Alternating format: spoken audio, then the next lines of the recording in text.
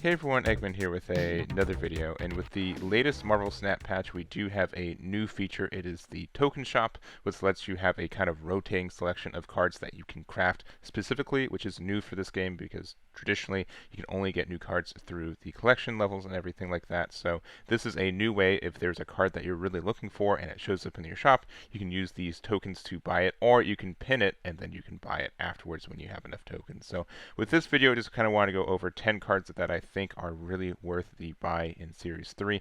They've been really strong in the meta, and I think they're very, very good. So we're just going to do a kind of an informal list, but we're going to start off with number 10. And to start us off, we have Daredevil. And before we get too deep into it, to just clarify again, these are just 10 cards that I think you should prioritize to build for Series 3. A lot of these, I think, are very, very strong. A lot of them are very unique as well. The ordering for this doesn't really matter. And again, this is just kind of informal. But going through it, Daredevil is probably one of the most unique cards in the game, especially a unique card for the sense of the card game that we have, like a digital card game. And something I really like about this game is that so many of these cards do things that would be almost impossible for like a traditional card game. And so I do like the fact that it kind of explores the space and does that. And this Daredevil is incredibly powerful. There's a lot of cards that take advantage of knowing what your opponent's playing on turn 5. Professor X, for example, or any of like the Guardians of the Galaxy cards, obviously you can guarantee their boosts, and just everything else that kind of goes with it. He's very, very strong for what he does, and I think he's very unique in that way. There's no way to traditionally do this. The only thing about this card is that obviously you can um, it's never needed. It's just kind of like insurance for you. Obviously, if you get the read, you can do this. But guaranteeing reads, I think, is important, and it's something that no other card can really do besides you just getting lucky or using your insight or something like that. So I think Daredevil, 100% worth it. This is one of the few cards in Series 3 that I'm still looking for, and I think he's very strong. So next up we have Deadpool. Deadpool's kind of similar to Daredevil in a way that I think he's nice for what he does. He's just a really good kind of card in the destroy archetype decks. I don't think he's incredibly needed, but he's a card that you can just keep destroying and get a lot of power, and just having a target for you to continually destroy with the effects to get your death a little bit lower. I think he's very, very good, and he's just super fun. I don't think he's the crux of the on-deletion or destroy decks. I think he's just a very, very good tool in it. I don't think it's completely needed, but if you see it and you like the destroy decks, definitely great. Definitely slot him in. I think he's very, very good. So that is the next one. There's not too much to say about him. Very self-explanatory.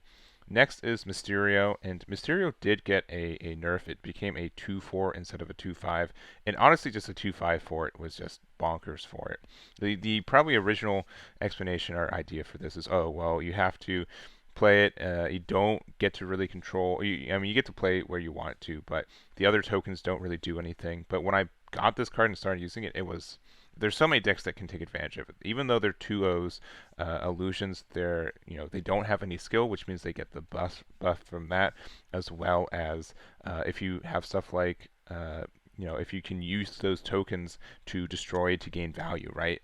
There's a lot that you get from it. And I think that it's only benefits. The illusions are more benefit than negative, and then also having a 2-4 is just very, very good. So I think he's still fantastic as a 2-4. 2-5, he's probably crazy, but I don't think the nerf made him unplayable. Just more in tune for what he does, and he has a lot of benefits in a lot of decks. So next we have Destroyer, who also got nerfed. He's a 6-15 instead of a 6-16. And he's still good. He has a whole archetype around him. He's very, very strong. The archetype itself is great for it.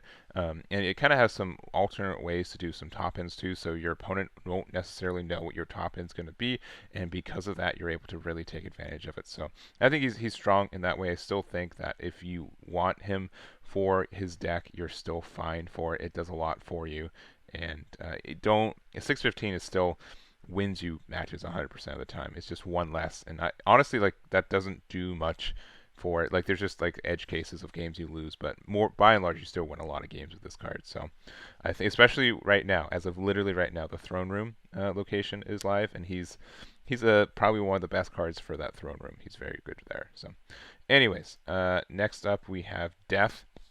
We already kind of talked about Death earlier, but man, Death is one of the strongest cards in the game. And if you are playing an On Destroy or Destroy deck, you have to play Death. Death is probably the one card that you can't kind of skimp on for it.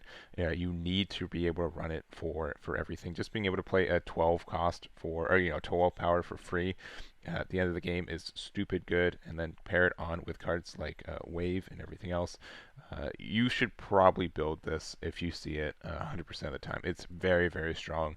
If you like death decks, obviously it's a little polarizing for that. It's not as open up as others, but it is the card that the deck needs to be able to win games and close them. So if you don't see this card, probably shouldn't be playing destroy decks until you do. It's you'll see your win rates just go off after you get this card. So next up we have Patriot.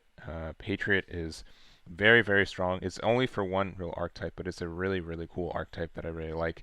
Just ongoing, your cards with no abilities have +2 power, which you are able to increase other ways. There's a lot of cards that just make vanilla cards that you can really combo off of. And it's just very strong. It's the only thing is obviously there's no way to search this card, so sometimes the deck is a little bit reliant on only seeing this card, and that kind of stinks. But there's obviously other ongoing, like this is like the best ongoing for it, but you can play like Khazar and every other things for it and get that boost there. And he's very, very strong for that, especially if you have any locations that are based on like ongoings. I think the vanillas are great, and by and large, like there's, even though they don't do anything sometimes, like they just have really good stats, and that can be enough to kind of carry you as well. So if you see this card and you like to kind of play like the Khazar Zoo and you kind of want the Series 3 upgrade to it, I think it's a really, really good one for that. I haven't played it yet because I have not picked this guy up before, but I played against a lot of decks that are running it, and it seems very strong a lot of the time. So next up we have Lockjaw, and Lockjaw is just a very unique card. You've probably seen it and played against it. You've probably seen like Jubilee Lockjaw, and it's very good. It's very RNG heavy, and I think something that you kind of have to decide when you play this game is that you have to play a deck that either you consistently win and you can sometimes win a snap 2, or you play a kind of a really high RNG deck where you can get some ×8s with it, which is really, really good. But when you play this card here, you swap a card in your deck so you can do some cool stuff. You can have like Domino and Quicksilver be your 1 and 2 drops, so then you play Lockjaw on turn 3, and then you can kind of cycle through them, which is good. And he's just good. He's a cool card. He's really, really unique for that sense. And if you like just having like a bunch of 6 costs in your deck that you can sometimes just play off Lockjaw and win, it's in a really good spot. So I think he's obviously one of the 2 cards, the name of the deck, so I think it's very worth it. Next up is Sarah, who wasn't really on my radar until recently, but man, this card can be really, really silly at times. Just ongoing cards in your hand cost 1 less. Obviously, there's ways to stack it with some ongoing, double ongoing effects, but this just means that like if you have 4 cards in hand, you reduce them by 4, right? Because it's 1 for each, right? And this can really just end up, if you have like a chunky like last turn that you really want to play, this can really enable it. This also makes it very hard for your opponent to predict what your next play is, which means that you're more likely to kind of get that surprise snapback kind of thing. So very unique in that design. Obviously there's no, like it's really, you have to play it on turn 5, and then if you do, you have a lot of turn 6 plays for you, but it's still, I don't know, it's very, very good. I like it, and it does. It's very scary. When an opponent plays Sarah on curve, I'm very afraid of what they're going to be able to play next. It's very strong. Next up we have Wave. Wave is incredibly unique. Wave does a lot of unique things for you that a lot of color, and like it's very flexible for it too. It can either be like a really good turn 3 play, which means you can play your turn 6 card on turn 4. It can also be just played on turn 5, which means that you know that your opponent's only going to be able to play 1 card. Also, it just reduces the cost to 4, but if cards have other cost reductions, they still stack.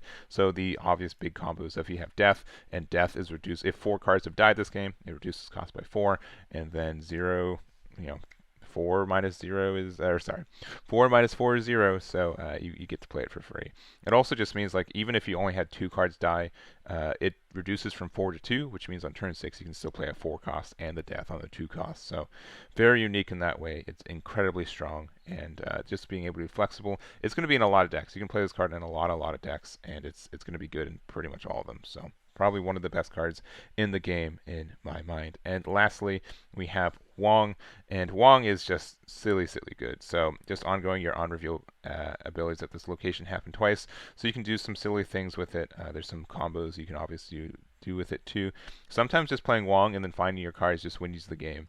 Like he just wins you games. He's a little luck sacky because of it too, but there's a lot of good combos with him. And I kind of wanted to make sure that this card wasn't getting nerfed before making this video, because I think he's incredibly strong for those combos and can make some games just really uninteractable, because it's just you get a really good combo off and your opponent really can't do anything about it. So very good card there, and very obnoxious. Whenever my opponent plays Wong and Curve, I'm just very nervous that I'm going to die, and most of the time I do, or at least I retreat before I figure out. So anyways, that is going to be the video for you guys. Let me know what cards you want from this top that you want, and then which ones I missed from this top 10 that should be in this top 10. But again, thank you so much for watching, and I'll catch you all next time.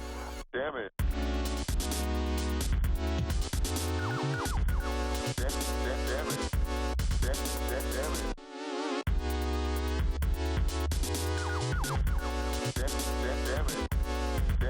Damn it.